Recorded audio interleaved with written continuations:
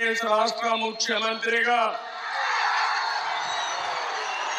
నా కర్తవ్యాలను శ్రద్ధతో అంతఃకరణ శుద్ధితో నిర్వహిస్తానని భయం గాని పక్షపాతం గాని రాగద్వేషాలు గాని లేకుండా రాజ్యాంగాన్ని శాసనాలు అనుసరించి ప్రజలందరికీ న్యాయం చేకూరుస్తానని దైవ సాక్షిగా ప్రమాణం చేస్తున్నాను.